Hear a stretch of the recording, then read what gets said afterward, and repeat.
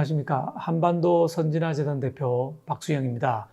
지난 시간에 이어서 오늘은 일자리 문제에 관해서 말씀을 드리고자 합니다. 일자리는 경제가 좋아야 만들어지는 것이고, 경제가 좋아지려면 기업이 일자리를 만들려는 생각을 가져야 합니다. 근데 기업이 일자리를 만들려고 하는 인센티브를 가지 못하는 이유가 세 가지가 있다고 지난 시간에 말씀드렸습니다. 첫째는 노동시장의 경직성, 둘째는 과도한 규제, 셋째는 과다한 세금, 이 세 가지입니다.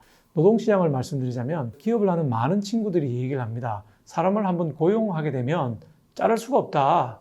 물건을 더 생산할 수도 없고 더 팔리지도 않고 줄여야 되는데 노동 규제가 심하기 때문에 자를 수가 없다. 대기업들은 특히 민노총이라고 하는 강력한 노조가 있기 때문에 한번 채용한 사람은 잘라낼 수가 없다는 겁니다. 기업이 탄력적으로 경제 상황에 적응을 해야 되는데 그걸 막고 있는 게 민노총이고 우리 노동시장의 규제라고 할 수가 있겠습니다. 두 번째는 기업 활동을 하는 데서 각종 규제입니다.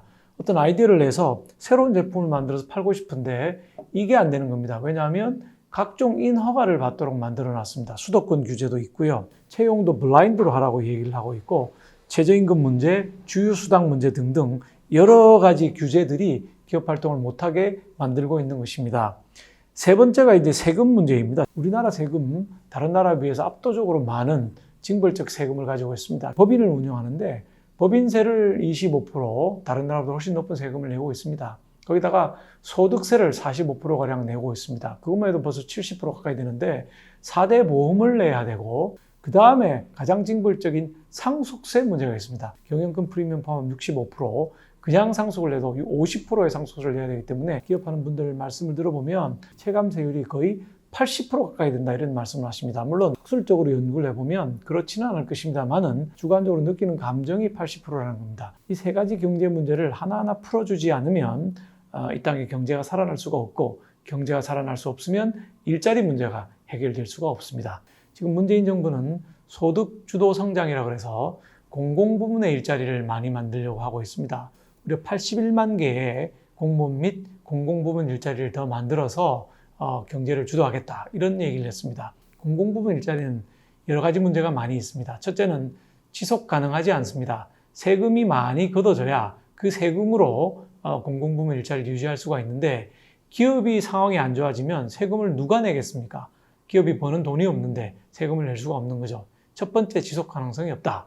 두 번째는 공공부문 일자리는 후방 효과가 없습니다. 여러분 핸드폰을 만들게 되면 2,000~3,000 개의 부품이 들어가고, 자동차를 하나 만들게 되면 2만 개 내지 3만 개의 부품이 들어간다고 합니다. 이 부품은 전부 1차, 2차, 3차 협력업체들이 만들어서 기업에 납품을 하고 그래서 완성품이 나오게 되는 것입니다.